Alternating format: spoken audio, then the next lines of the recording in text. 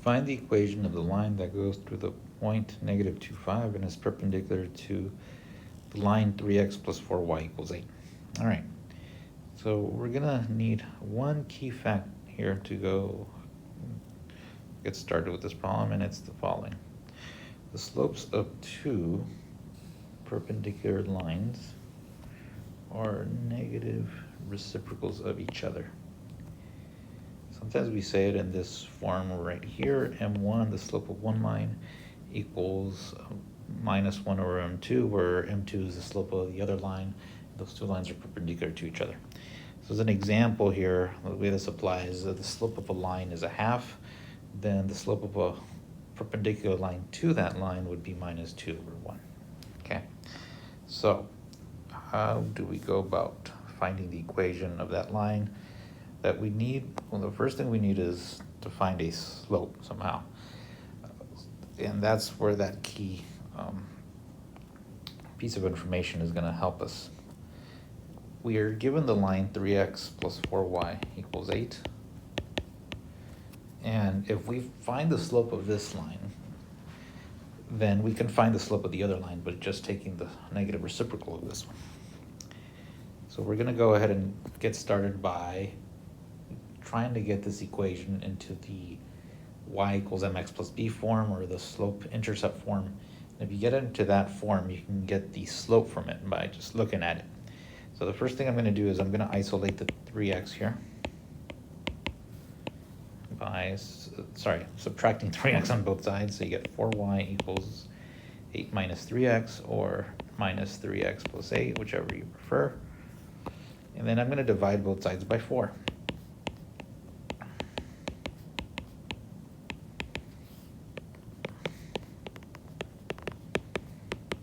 Okay. So the slope of this line is minus 3/4, and the slope of the line we're looking for is that negative reciprocal that we spoke of, which is 4/3. So you flip it and you change the sign. So that's our slope, and we're going to have as follows. We're going to, in terms of an equation for our line, we're going to get that using, you can either use y equals mx plus b, or y minus y1 equals mx minus x1. Okay, either one of those works out. So again, this is the slope-intercept form that I spoke of a couple minutes ago. This is what we call the point-slope form.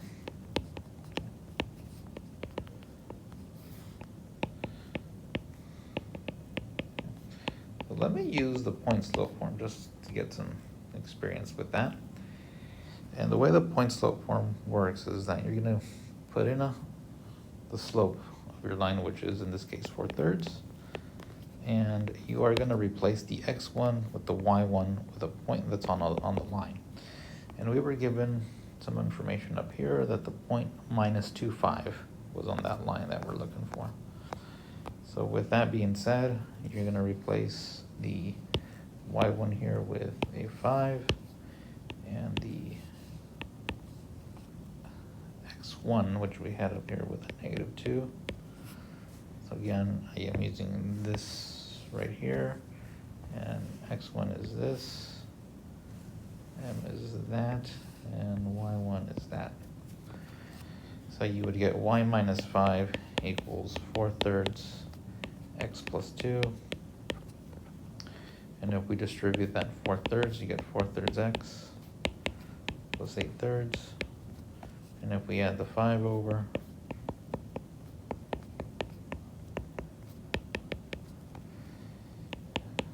and adding these two like terms, you get 23/3. And that is your equation. All right. You have these similar types of problems that come up often where you're asked to find the equation of a line and you're given a line that's parallel. Okay.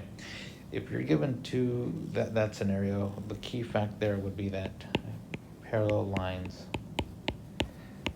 have the same slope. And And if you're working on the problems that are attached to this video, then you will go ahead and see for sure one of those problems where they're giving you two parallel lines instead. All right? Thank you very much.